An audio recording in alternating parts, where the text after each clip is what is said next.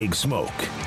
Over the last couple of years when Brigham Young was going to play Baylor, and they did in 2021, and then the realignment story occurred that they're going to join the Big 12, we've gotten to know some great guys that covered or played at Brigham Young or played and cover Brigham Young. Hans Olsen joins us, color analyst for Brigham Young BYU football, with us on 365 Sports. So Arkansas on the road. Hans, what have you seen from Brigham Young? What you think, and they're good, but this could be like a step up and a test for them. It could be a big step up in the test, and it's time for BYU to do some good things for the Big 12. And wouldn't an SEC win for BYU as they move into Big 12 play? That'd be a nice little feather in the cap for them. So it's time for them to make a statement. They had a similar type game on the road at Tennessee a couple of years ago and surprised Tennessee, went out there and got a big win. So they're familiar with this. Kalani Sitake is familiar with preparation for these types of games. They've got a new defense that they're really excited about. It showed well the first couple of weeks, and so they're excited to roll that out on a SEC, a much bigger level. Jay Hill and his defensive staff. And they're stoked. They are stepping up, and they are looking really ready to go out and play against Arkansas. What do you think will be the toughest challenge for this BYU team against Arkansas? It's going to be holding KJ Jefferson inside the pocket. That's the big challenge.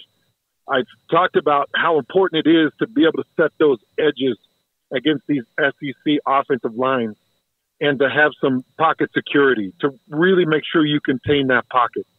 You guys know that KJ Jefferson is a battling ram. You hit him, he'll hit you back. And there are multiple examples of him taking 2-3 shots in a play.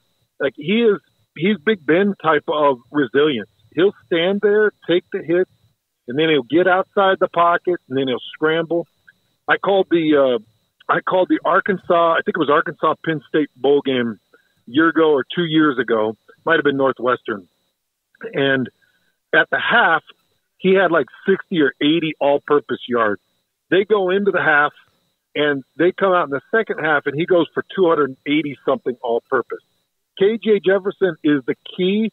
You've got to keep him in the pocket. You've got to secure the edges, make sure you force everything back inside, whether it's the walk-up safety or the corner responsibilities, and you have to push KJ Jefferson back inside to where your teammates are. That's their biggest task. Hans, in seeing this defense under Jay Hill these first couple of games, giving up 16 points, 14 points, you know, some of it's the competition, but at the same time, it seems like they've made some progress already, and we'll obviously know more this weekend, but what has jumped out to you as far as the differences that you see defensively? It's the aggression. And to the BYU fans that are listening to this, or any of those Baylor fans out there that are listening to this, it's the aggression. Everybody remembers last week coordinating staff.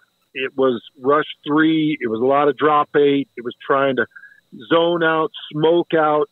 It was trying to ghost out, cloud out, anything you could to try to confuse the quarterback, make him see ghosts, play soft, play back. That's just not how it is anymore. You're bringing corner pressures. You're bringing safety pressures. You're running twist stunts with your outside and middle linebacker that's going off of a stunt spin from your defensive line, so you're getting a lot of different movement and action. On a 3rd and 6, when it used to be, well, let's just see if we can just hang on with our coverage, and maybe we can put an underneath zone and go cover 2, and we'll bracket the 2 wideouts. No. You're going to press those wideouts, and you're going to bring heat. And BYU fans should be ecstatic over this. This is what they wanted. It's what they'd hoped for. Now you just got to continue to improve your personnel through the transfer portal and through recruiting. Just get the right personnel. They had this boss safety that would have been so good in this defense. Last name was Harper, and he was an absolute murderous type safety, and he gets injured and has a season-ending injury in their second scrimmage during fall camp. So they're trying to make up on the fly. They had their second-string safety got injured. Talon Alfred got injured just before the season started, too. So you got these headache experiences. That safety role is so big in this Jay Hill defense, but man, they bring pressures. They're exciting to watch. It's a fun flying, it's high-pressure type defense, and it's fun to call it. One time back when Phil Bennett joined Baylor's staff, when Art Browse was the coach, they needed help just to get a stop or two a half if they could.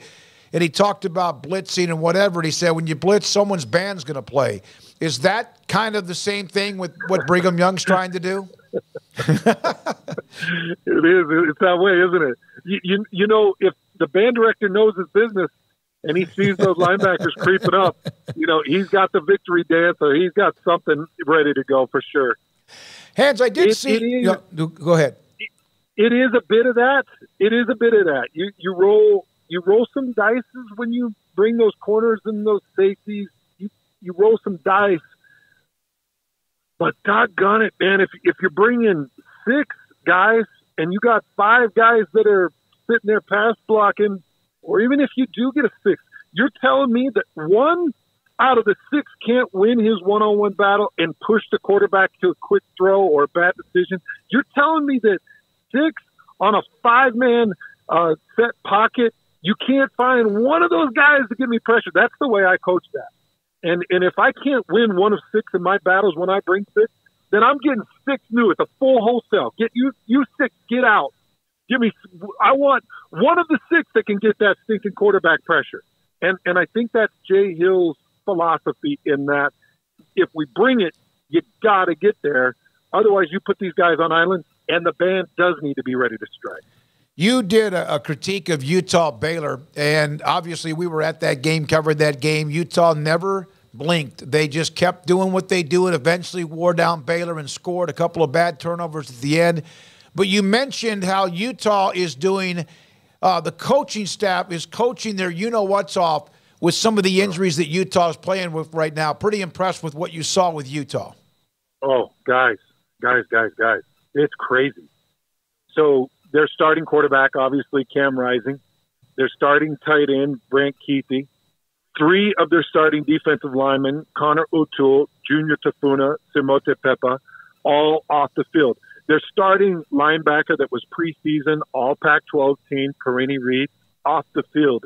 It's crazy who's off the field. And you're watching Andy Ludwig, the Utah offensive coordinator, and I could actually see his brain working. Like, what in the heck am I going to do? I've got to find a way to construct an 88-yard drive to try to tie this thing up. And I've got backup quarterbacks. One can't throw but can run. The other can throw but can't run, but decided he doesn't want to throw. What the heck am I going to do? And he goes to Nate Johnson for that 88-yard drive. And it's one of the most impressive drives I've seen from he's a third-string quarterback. Remember, their first and second-string quarterbacks are out. Brandon Rose was the backup. He went out just preseason. Cam Rising's the starter. He went out. So Baylor pretty much played a 2-deep Utah team, and they've got Weber State this week, and then they get to Pac-12 action against UCLA. And they're expecting that band to be back and ready. And when you got those 2s that now have Florida and Baylor experience going 2-0 through those games, yeah, Utah's got a lot of power, a lot of firepower. So, do you think how much of a high wire act do you think it really was those 2 weeks having to do what they did? Well, I think that it put everybody's nerves on the edge.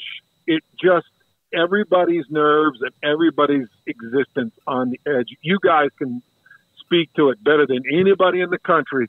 The heat down on that field with that humidity and the way that Waco field just draws in that heat. They were saying it was, 128 down on the field or 130 or something crazy like that. Insane humidity. I'm talking about field heat. And you couple that with a Florida game that was a rematch of a game they lost in last year. It had a vengeance attached to it. You've just exhausted yourself. You've exhausted your players. You've exhausted your wits.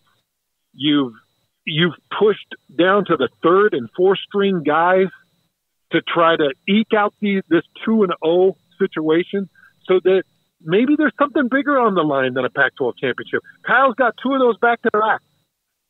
Kyle Whittingham wants something more. And if he can do it, They did everything they could to patchwork and get there. This Weber State game, I look at it as like, oh, man, this is a really good time to rest. But Weber State upset Utah State in this state last year. And so they're always on high alert for an in-state upset or at least pushing you too far. So Utah can't let down their guard, but this Weber State game couldn't come at a better time for them. Yeah, they just missed out on better weather by a week. It's already like it's about 30 degrees less than it was as far as the I would think the on-field temps, and the humidity's a little bit better. But, yeah, that was something sinister last week, and that they fought through to their credit. Hans, going back to BYU, Keaton Slovis, just a couple of games in now. The first game was, good. It was a low-scoring affair with Sam Houston State, and then really exploded in that second game as far as, statistically goes with the 4 touchdowns and then the one on the ground. What have been your thoughts on just seeing him with the reins, and what stands out about his game? Okay, so I don't want anybody to confuse this. I don't want BYU Baylor fans, anybody to confuse this, because I'm not saying it's a Mike Leach offense. It's not. It's not a Mike Leach offense. It's not air raid. But there are factors of pass game that incorporates run game.